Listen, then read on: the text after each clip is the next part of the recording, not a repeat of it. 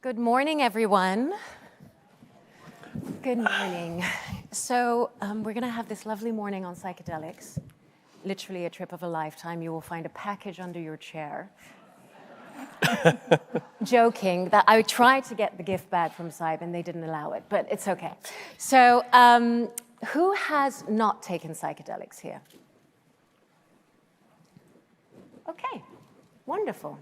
So we will be embracing the journey onto what is and what are the possibilities of the future of mental health and psychedelics. I'm Gabriella Wright, I'm your moderator. I'm the co-founder of Never Alone, which is a mental health initiative of the Chopra Foundation. I am surrounded by incredible individuals here. Dr. Deepak Chopra, as you know, is who he is. But today, he has an amazing quote since yesterday. It's called, "Love it as it is." So let's love Deepak as he is, and let's start this conversation. We have incredible Christy Strongman, who's a therapist. She has a private practice in New York. She actively works as a therapist with MAPS on the research of psychedelics. And we have Doug Drysdale, who is the CEO of Cybin, a biotech company that is working with psychedelics specifically for the future of mental health. So let's start. Deepak, how can we create a bridge between consciousness and psychedelics? And what are the similarities and the differences? Let me share with you a couple of quotes from luminaries who've had a psychedelic experience without taking the psychedelics. William Blake, "We are led to believe a lie when we see with and not through the eye, that was born in a night, to perish in a night, while the soul slept in beams of light." Here's another quote from Walt Whitman, and maybe I'm not going to be quoting him exactly, but I'll try and remember. "I must not be awake, for everything looks to me as it never did before, or else I'm awake for the first time, and everything else was a mean sleep." Wittgenstein, "We are asleep, our life is a dream, but once in a while, we wake up enough to know that we are dreaming." And finally, the Buddha, before he passed on to another dimension, he said, "This lifetime of ours is transient as autumn clouds. To watch the birth and death of beings is like looking at the movements of a dance. A lifetime is like a flash of lightning in the sky, rushing by like a torrent down a steep mountain." And his favorite disciple, Ananda, then responded. He said, "Who are you? Are you God? Are you a Messiah? Are you a messenger?" And he said, "None of the above." And so, "Then who are you?" And the Buddha's last words were, "I'm awake." So with those quotes, I want to share with you that what we call everyday reality, this one right now, this room, your own body, my body, everything that's happening outside, and everything that can be given a name, anything that can be given a name, is actually a product of the conditioned mind. So up until 40,000 years ago, there were about 8 types of humanoids. Humanoids means exactly the same physiognomy, different species, but the same family, like cats and lions are the same family. And one particular species, humans, created a new language, and that was not about danger or mating or food, but about creating stories, models, and constructs. And we live by those constructs: latitude, longitude, money, Wall Street, nation states, tribes. And this conditioned mind has created this separation between us. In reality, fundamental reality, there's no separation. Everything is entangled. Everything, Rumi, we come spinning out of nothingness, scattering stars like dust. That's a psychedelic experience. When Moses fed manna to the Israelites, I bet you there was fungus in it. When Jesus converted the water into wine, I can bet you there was fungus in it. In the Rig Veda 9th and 10th mandalas, there are hymns devoted to a psychedelic called Soma. So these practices have existed since ancient times. What they do is they take you beyond the dark alleys and the ghost-filled attics and the secret passages of your mind, which bamboozles you into thinking this is reality. This is not reality. This is a projection of reality. Reality is infinite possibilities, infinite creativity, infinite correlation, synchronicity, unpredictability, self-regulation, self-evolution, and amazing imagination. So by loosening the neural correlates of the collective mind, which exist in our brain, and loosening the neural correlates of the ego mind, which is called the default mode network, or what Aldous Huxley called the reducing valve, you enter a totally different domain of awareness. You lose your fear of death, you understand your universal nature, and you have the spontaneous emergence of what we call Platonic values: truth, goodness, beauty, harmony, love, compassion, joy, equanimity. And if you're lucky, lose the fear of death, because you realize that your fundamental reality is not in space-time. It is without cause, it is spaceless, dimensionless, and infinite dimensions at the same time. It is timeless, it is irreducible, it is fundamental, it is formless, and it is infinite, and it is you. The self of the individual is the self of the universe. There's no better gift we can get to discover who we are.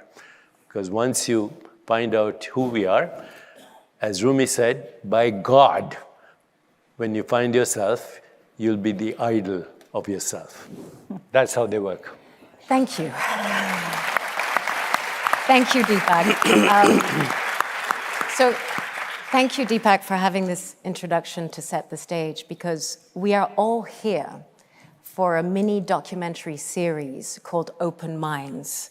And it's going to be airing and premiering on April 19th on Altered TV. So I think I just want to set the stage with the trailer, if we could show that.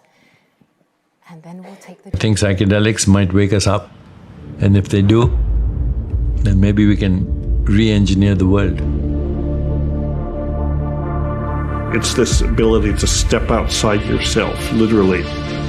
There's no separation between you and the cosmos. And psilocybin reliably can induce a mystical experience. They have this special power, not only of fixing what's broken, but improving what works and expanding our capabilities. They're finding that roughly 2/3 of people with treatment-resistant PTSD no longer qualify for a PTSD diagnosis. It seems like the results are life-changing. The cost of, to use the broad term, mental illness continues to mount, and there's this lack of effective treatments. Unlike other medicines where we take them every day, here's a potential way to remove someone's, say, addictive cravings, just like that, for weeks or months at a time, for maybe just 1 or 2 doses. I try not to use the word miraculous, but I feel that it is miraculous. I see the immense value of focusing on psychedelics today for the reversal of real trauma. It will be like taking the handcuffs off. I don't think it can remain an underground phenomenon anymore. We've already reached critical mass with this movement. I envision a world where people can have open minds.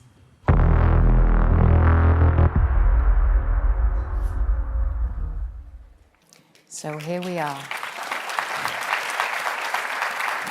And thank you to the incredible filmmakers and producers who made this happen, because as you know, there has been a war on psychedelics since 1970s, and it shut down the research. There were incredible luminaries before who we all know, and Deepak named a few earlier.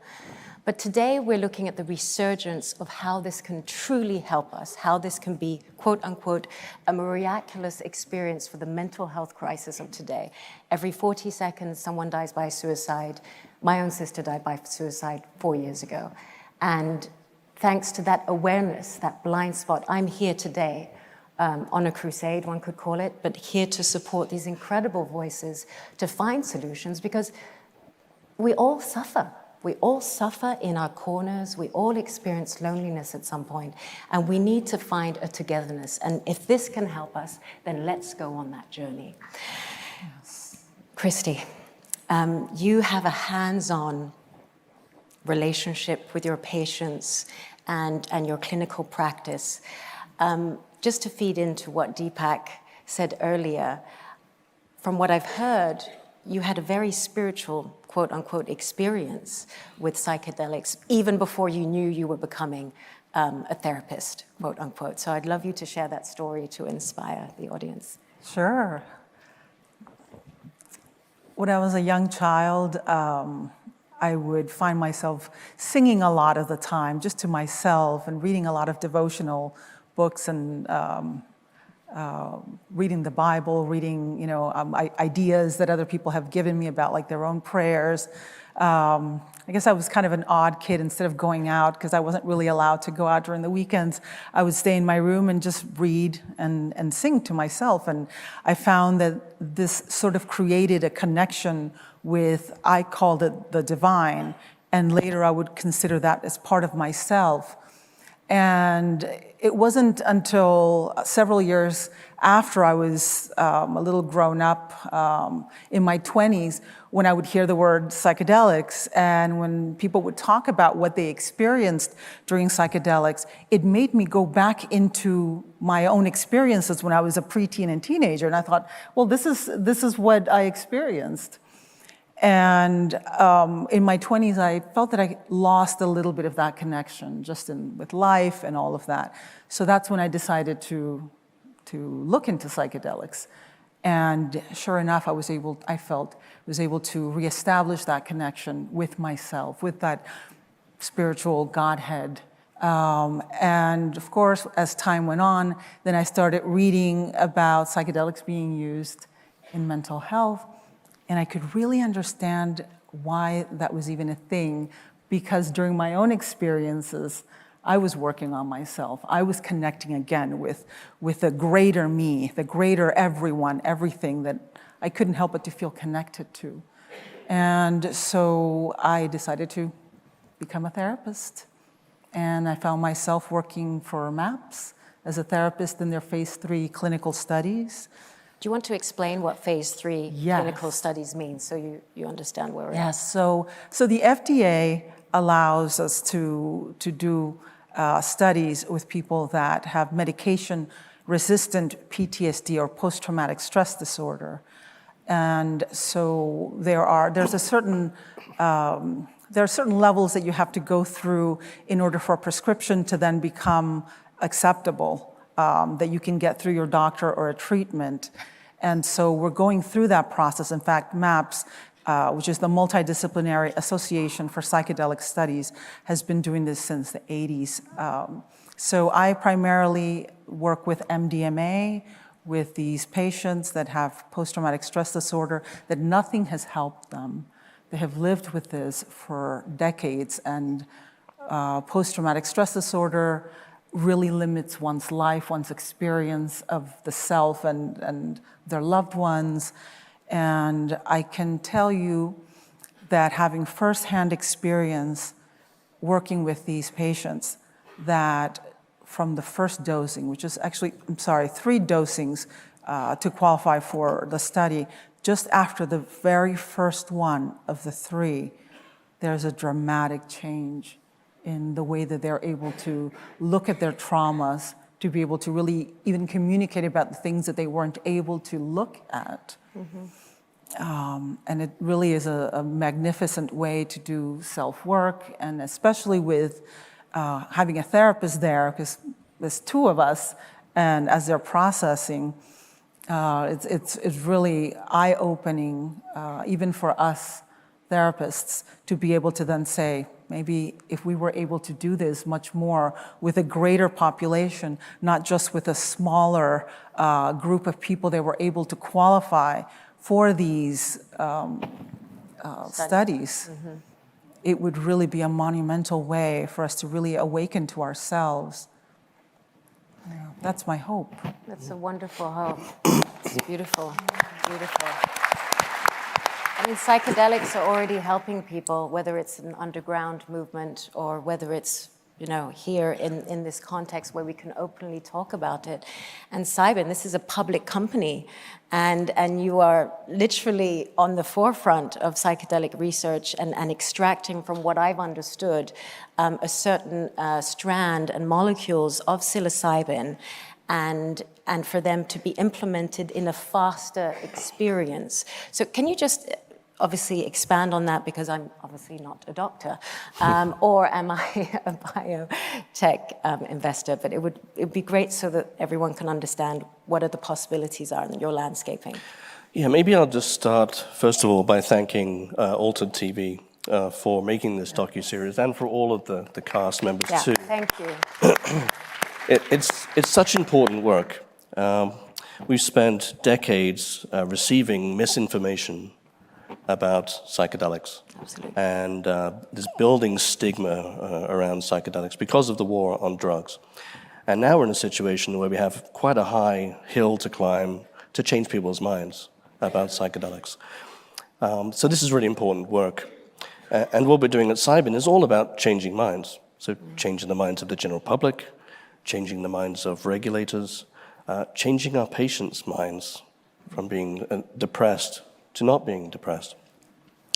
So we have 2 clinical trial programs underway right now, and they are modified versions of psilocybin and DMT, which is another tryptamine. And our depression study that's ongoing right now is dosing patients with this modified version of psilocybin.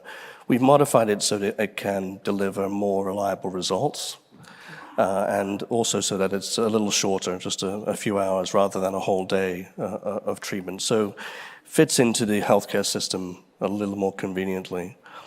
But what's really powerful is what we're seeing as patients come out of those experiences. As Christy was mentioning, to see patients that have suffered from depression for 20 or 30 years, carrying this huge burden, low energy, low motivation, really struggling to talk about their problems at all. And to come out after a single dose, a single session, for many of them, it's like somebody switched on a light. The weight is lifted. They are talkative. They're engaging. You're not having to pull information out of them. They're hugging the therapists, thanking God repeatedly. Thanking God. Thanking God. Thank you. And many of them are describing the experience as one of the most profound experiences of their lives, up there with having their first child. I mean, truly profound experiences. So we've been treating depression for 30 or 40 years with drugs that we give people every day. They have a number of side effects, and they work for about a third of people with depression. But they take months and months to work. And you heard one comment on the trailer about handcuffs. Some people feel like these are chemical handcuffs because they're blunting. Absolutely. So we can move away from that sort of day-to-day management of symptoms to really tackling the underlying causes of depression with these treatments and change people's lives in that way. It's truly stunning and truly powerful for the patients that it works in. Nothing works for everybody, of course. But this work, these communications to change perceptions are really important so that we can bring these treatments to patients. That's wonderful. Almost, I find it interesting that everyone is having a spiritual experience, it seems, you know. So they're going through the dark night of the soul, and the first thing they do is they're thanking God. And I find that fascinating because the work of Deepak Chopra, he's been a consciousness explorer, but he's also an MD. He's a medical doctor. And the work that we do at the foundation is researching consciousness. And how do we explore consciousness in a way that we can all be free from suffering? Deepak, since you're the only doctor on this panel, I'd love the audience to understand the difference, maybe what a psilocybin or an MDMA does on the brain, even from a scientific perspective, just so that we understand what communication pathways are enhanced or not.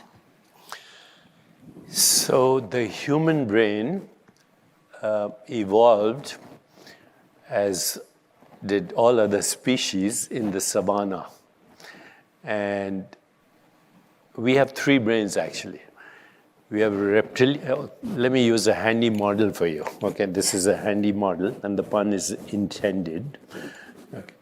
This is your cerebral cortex, where you use your intellect. Right now, you're using your intellect, and this part of your brain is being activated because this is a conversation that excites this part of the brain. And this brain has evolved only 4,000, let's say 5 million years in evolution. This brain rapidly evolved when we learned to use language. And then we created all these models that I mentioned. If I open my hand here, you'll see my thumb. That's the emotional brain. And this brain actually is much older than this brain. It's 5 million years. This brain, emotional brain, is 100 million years old. Okay, so we pretend to be creatures of rationality, but we're actually bristling with emotion. And even when we make rational decisions, they're based on our emotions. Okay. Now, so that's my emotional brain, and where you see my thumb, that's my reptilian brain, which is responsible for fight, flight. And actually, right now, in our civilization, the reptilian brain and the dysfunctional emotional brain, the separate brain, has created what we call social injustice, racism, bigotry, hatred, eco-destruction, extinction of species, poison in our food chain, war, terrorism, mechanized death, and much more. Because these three brains are not integrated. Now, with psychedelics or with other experiences, meditation, mindfulness, metacognition, mantra meditation, combined with music and other kinds of protocols which we have created at the Chopra Foundation, what really happens in the brain is at many levels. So one is there is agonism of serotonin. So the normal antidepressants are called SSRIs, serotonin inhibitors, uptake inhibitors. This actually it creates an action at the receptor where the effect is enhanced of serotonin, probably other things, dopamine, oxytocin, opiates, etc. And there's a new peptide that has been identified. It's called anandamide, the peptide of bliss. So at a cellular level, that's what's happening. At a neural correlate level, what's happening is there's neurogenesis sometimes, and there's synaptogenesis, which means neurons increase in size, and they start to connect with each other. So you have to realize that your brain is created by evolution and your genes, but it is then sculpted by your experiences, every experience, emotional experience, intellectual experience, whatever. But that field is called neuroplasticity. By making conscious choices and by attending to sensory experience with awareness without interpretation, you actually increase neurogenesis and synaptogenesis. The other thing that happens is, I mentioned earlier, the default mode network cools down. And the default mode network houses our ego. So there's ego dissolution to some extent. And all our collective problems and our personal problems, of course, come from ego. The need to defend, the need to be right, the need to be validated, sometimes superior, sometimes inferior, these are social constructs.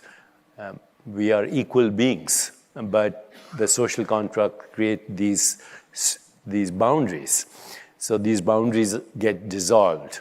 That's the neural correlates. Then there's something else that happens. Inflammation goes down and self-regulation kicks in and homeostasis occurs. Homeostasis means back to balance, a state of dynamic non-change in the midst of change. That's fundamental self-regulation and healing. So many things are happening all at the same time. But one other thing that happens is that, our brain normally processes time in a linear manner, past, present, and future. That's also a social construct based on the ego identity and the subject-object split. I'm Deepak, you are John, and we are separate. But when that separate subject-object split dissolves, then, of course, you have the experience that people call the religious or spiritual experience. What I was going to say that, therefore, what one other thing can happen. You can experience non-linear, transpersonal reordering of space-time, and the experience is basically a holographic representation of the universe, a fractal of the universe, a holo movement, and you realize that you are that. As Rumi said, you're not just a drop in the ocean, you're not just a drop in the ocean, you're also the ocean in the drop. So the drop recognizes that it is the ocean. These are some of the mechanisms. Can I add? Yes. Would you mind?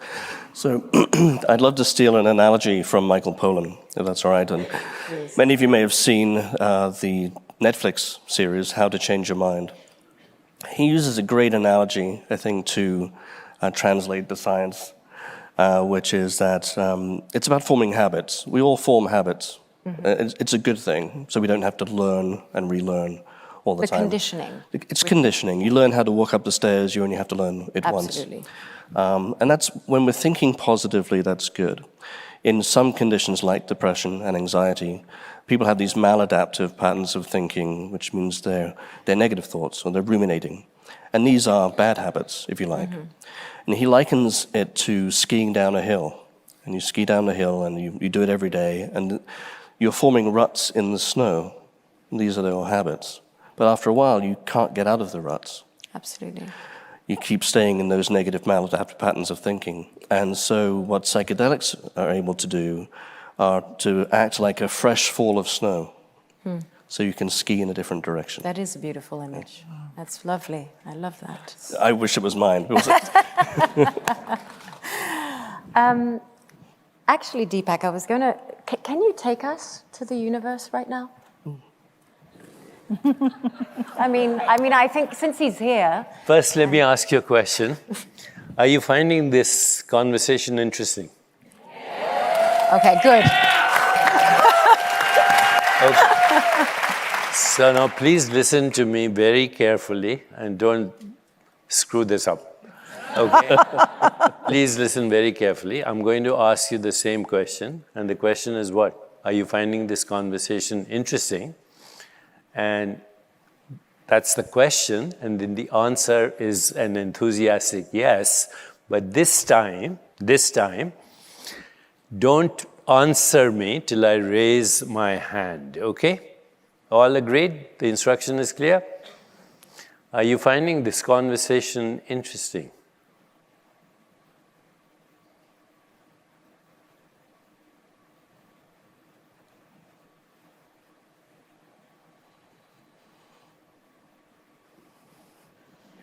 Yes. So, the question is a thought. The answer is a thought. But you're not a thought. You're a soul, or a spirit, or an awareness in which thoughts come and go. So now I'm going to ask you the same question, and then we'll do the meditation. But this time, don't answer. This time, just stay in the stillness. Stay in the stillness, because you're right now in the stillness. That awareness is your soul. Are you finding this conversation interesting? Be aware of yourself. That presence you feel is your soul. That presence you feel right now is your soul. It was there when you were a baby. Different body, different mind. There when you were a teenager, it's there now. All the way to dusty death, and even after the dusty death, till the next recycling. So now let's do the meditation. Stay in that space, stillness. Just move your eyes a little bit in different directions. And mentally say to yourself, I'm the presence in everything that is seen. I am the presence in everything that is seen.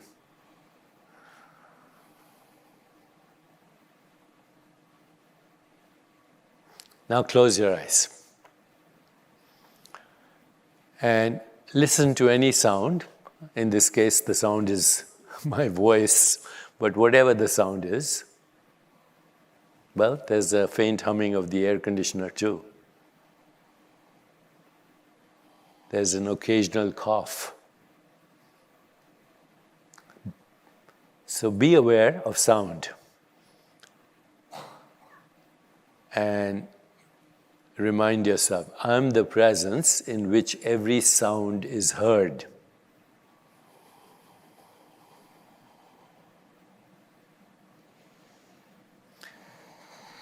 Now bring your awareness to your body and the sensations in your body, even the sensation of your skin touching your clothes.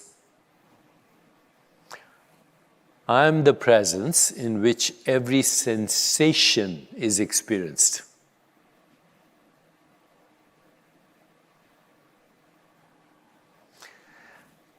Generate saliva in your mouth, taste it. Taste the back of your teeth, the roof of your mouth. I am the presence in which every flavor is experienced. Bring your awareness to your nostrils. I am the presence in which every fragrance, every odor, every smell is experienced.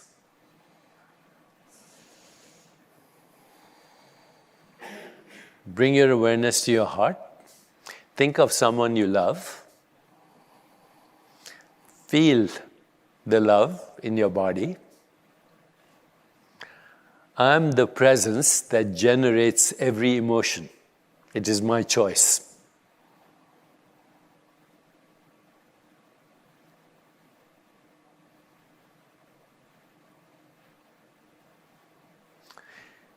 Generate some images in your consciousness. Imagine a rainbow.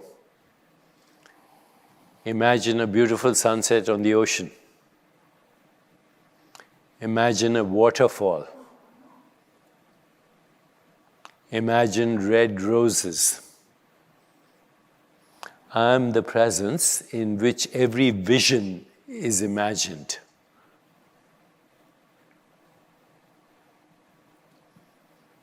Now ask yourself, I wonder what my next thought is going to be, and observe it as it arises from the invisible, unmanifest, appears on the screen of your consciousness and then disappears from wherever it came from.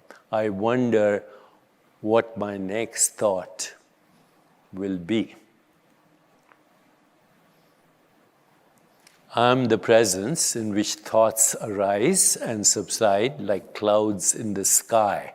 I'm not the thoughts, I'm the sky itself.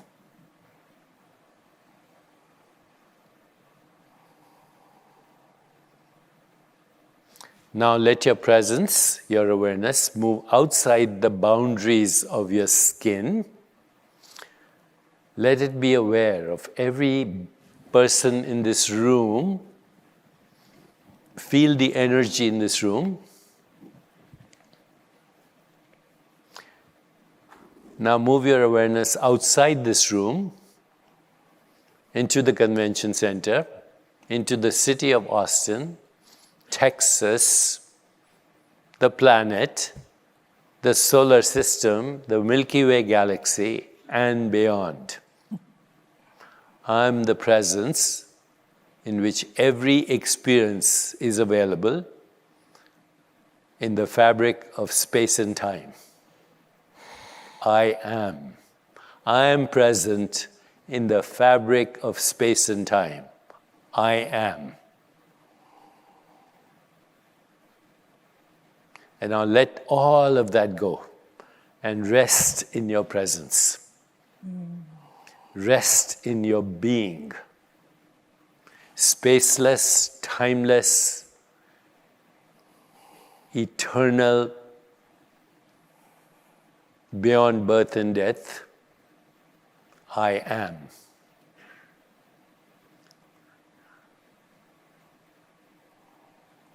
Rest in that presence. Be aware of being aware.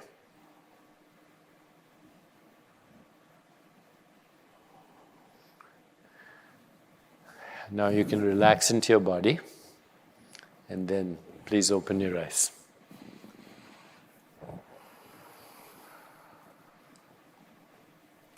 Thank you, Deepak. So now that you are at the source of who you are free. You're free from any story in this moment. You're free from any conditioning. You're free from any ruts in the snow. May I say one more sentence? Of course, I cannot not let him speak. So, he said habits. Gabriella said conditioning. And the spiritual traditions call that karma. Okay, so if you close your eyes, do nothing, you'll be aware of a conversation you're having with yourself. Happy thoughts, unhappy thoughts, whatever.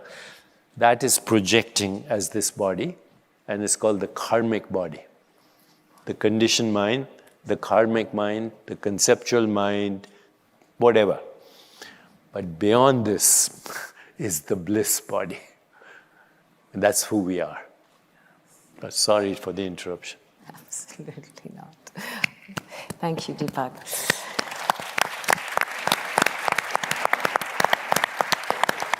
So going back to why we're here to open our minds, we're here to decondition these stories, we're here to break free, be free from our own suffering.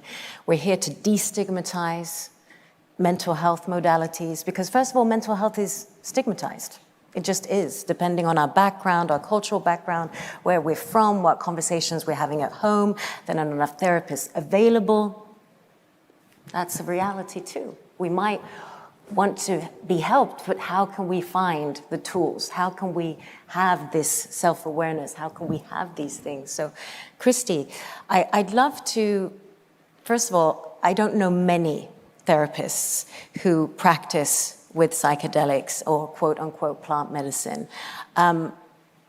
How many are there in the field, and how can, if some of us want to get into these modalities as therapists, and what are the possibilities right now today? I don't really know how many therapists are out there doing this, to tell you the truth. Not enough. Not enough. Not enough. However, MAPS and several other institutions, such as California Institute for Integral Studies, CIIS for short, or Naropa University up in Boulder, Colorado. These are all accredited universities that have programs, certificate programs, post-graduate that can actually train therapists into psychedelic-assisted therapists. However, currently, because many of these medicines are still a Schedule 1. There's sort of a bottleneck. I just want to tell everyone before they all go to the websites of these universities, there is a bottleneck at the moment just because in order to finalize those certificates, you would then have to be part of a clinical study, like I was mentioning before, and then your certificate will be finished. But there are only certain amounts of those studies around the world, in the US, Israel, England, Canada, etc. But we're hoping that that's going to change according to the founder and executive director of MAPS, that in 2024, MDMA, we're hoping that it'll become a prescription medicine for trained therapists to aid their patients with PTSD and other limitations to be able to take this medicine as a prescription. And we're also working to try to get insurance companies to be able to pay for some of that. So all of this is in the works. Send good energy so that we can all have access to these medicines. Oh, it's very important. It's so important that we, there's so many different systems. There's the government system. What are the policies that are going to be put in place of how we can use these medicines? There's the protocols as well. We can't just go off on one and, be alone in a corner and quote unquote get high. I think there's a different way of approaching how we're, and there's also a caring, and there's how do we adapt to these medicines and protocols that we bring into to our experience of them. And that's why at the foundation we are actively working to raise public awareness on these protocols, and Deepak, as you just heard, is co-creating them with, we have an incredible psychiatrist who works specifically with ketamine-assisted therapy, Dr. Geeta Vaid, who's also in New York. Yes. And so we are aggregating a critical mass, but as you just heard, there isn't enough of these incredible souls who are leading this crusade. But we hope to get there. In the meanwhile, what does a world look like? And I'm asking you this question, but what would a world look like? And I'm very intrigued in this question because I believe in a world where there should be no trauma. And what happens after trauma? Imagine if we didn't have any trauma, what would we be doing? No, but literally, what would we be doing? Meaning, because we always have these things to overcome, but imagine we didn't have anything to overcome and we could just be. We could just be. What would you say? Microphone. The mic got lost. The mic's off. It's time. The mic is having a psychedelic experience.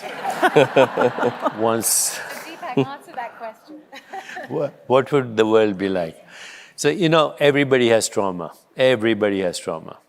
So that's what recycles as a person is trauma. Okay. Karma recycles, and part of karma is trauma. If you say, I've never had any trauma, maybe you haven't, but maybe your parents had it, and you experienced it while you were in the womb.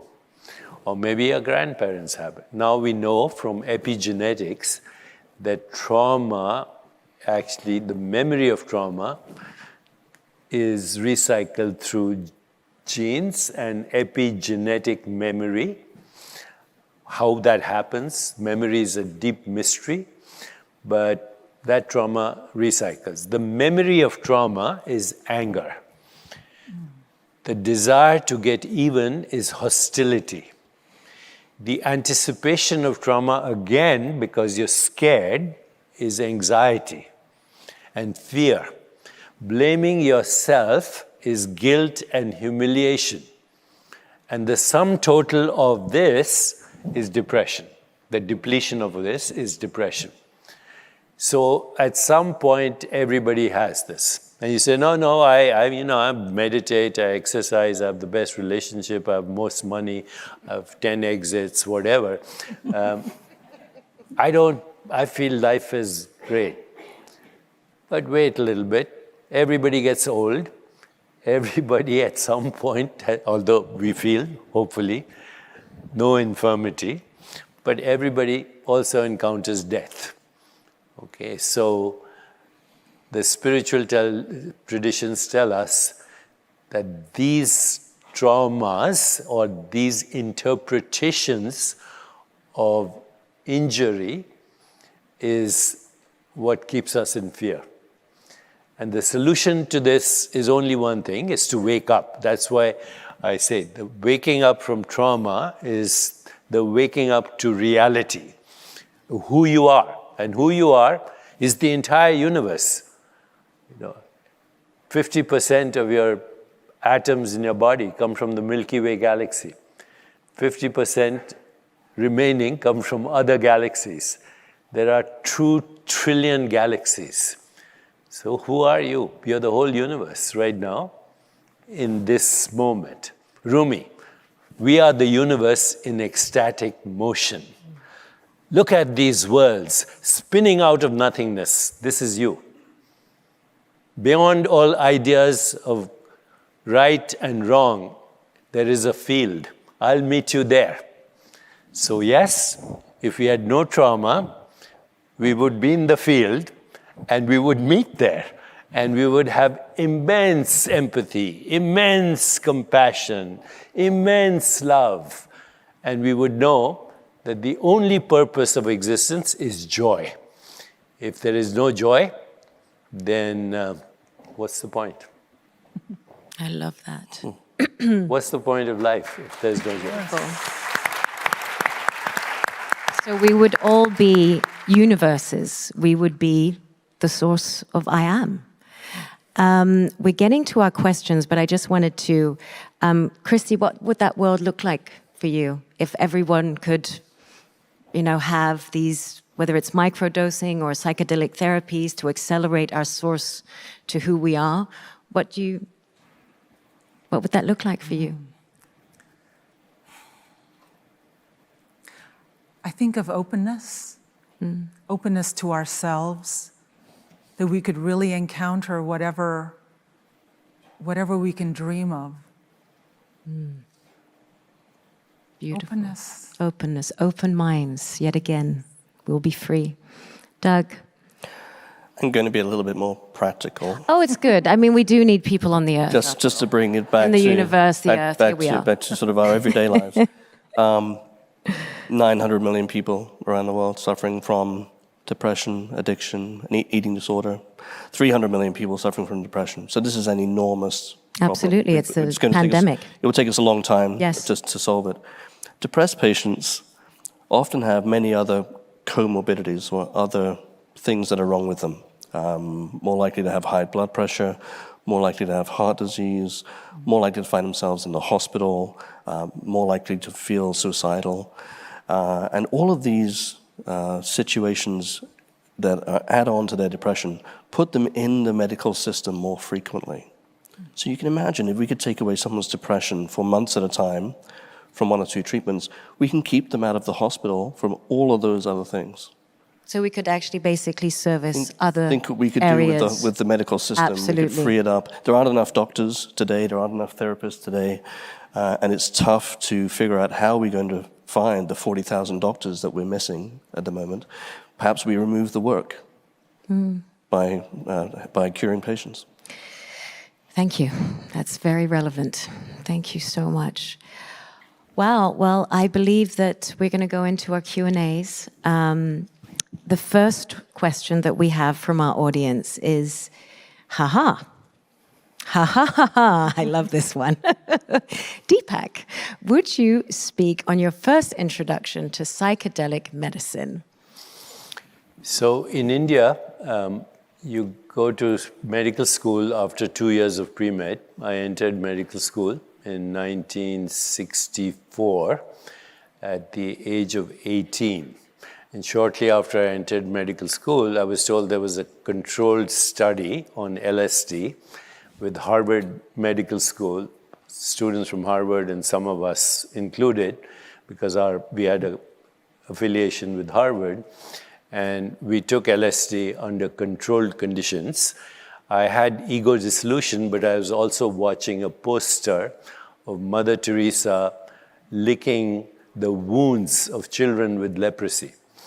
And I was filled, overwhelmed with compassion and the desire to heal. And as a medical student, I realized that was my mission, healing. And that healing extended not only to the body, mind, and spirit, but the world. And I didn't take LSD since then. I had one shamanic experience in Ecuador, and shamanic experiences actually more than once, but many years ago.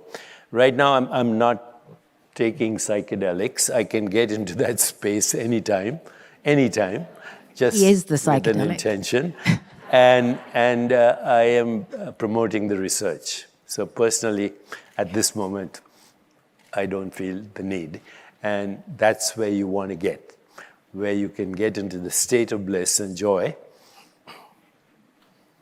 just by intention. Thank you, Deepak.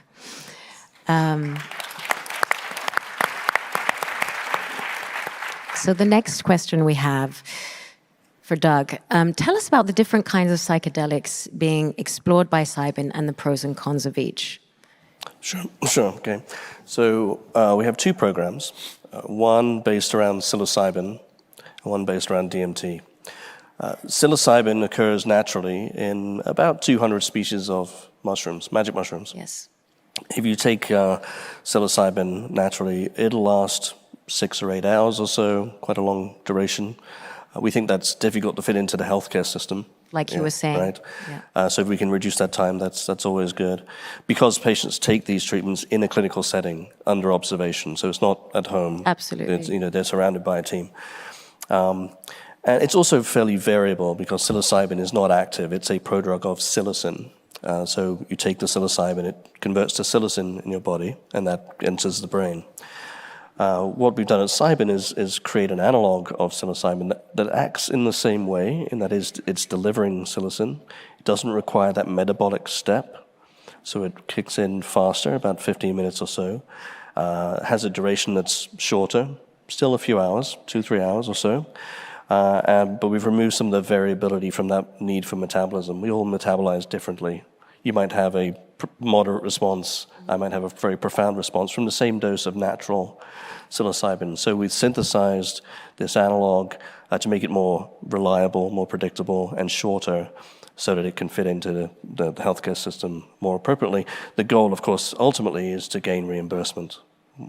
Reimbursement equals access.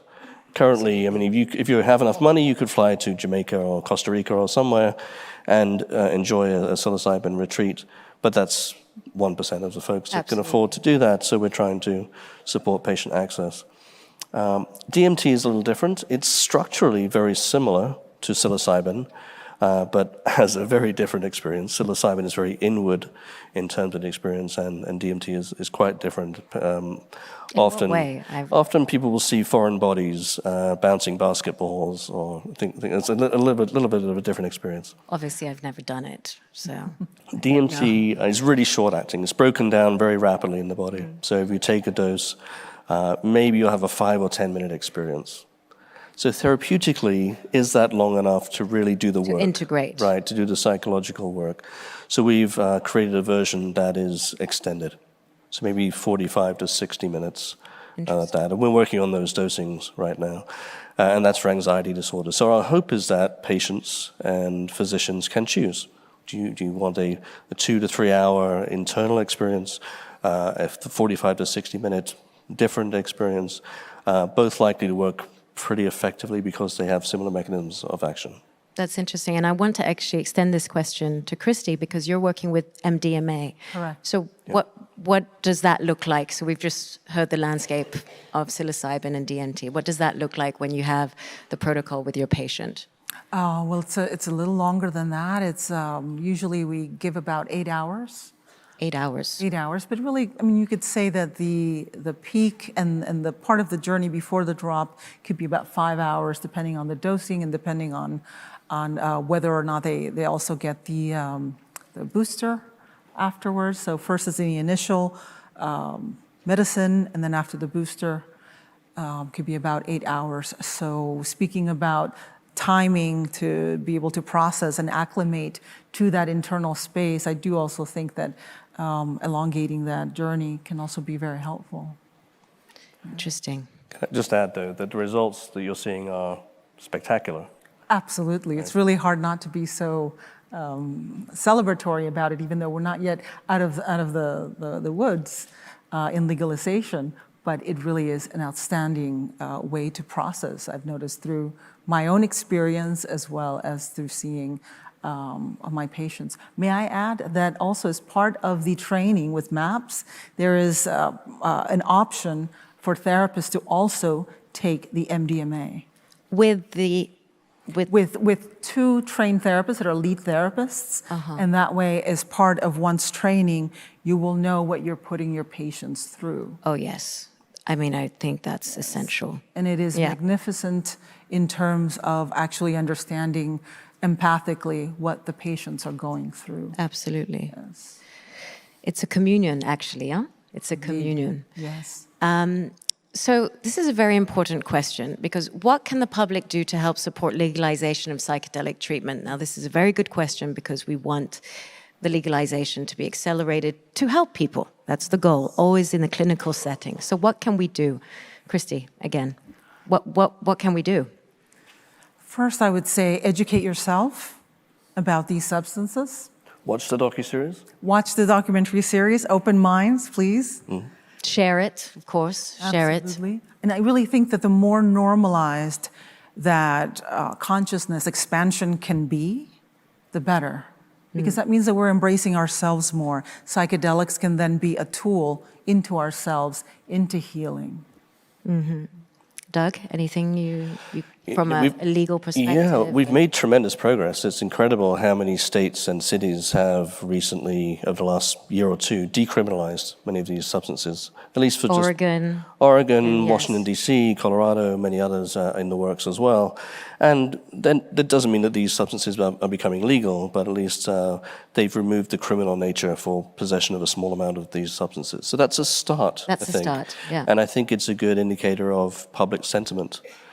So many of these bills are in the works in houses and senates across many states right now. So I would say you can vote for those. So for you those can advocate vote, for those, speak up, and educate yourselves, follow along.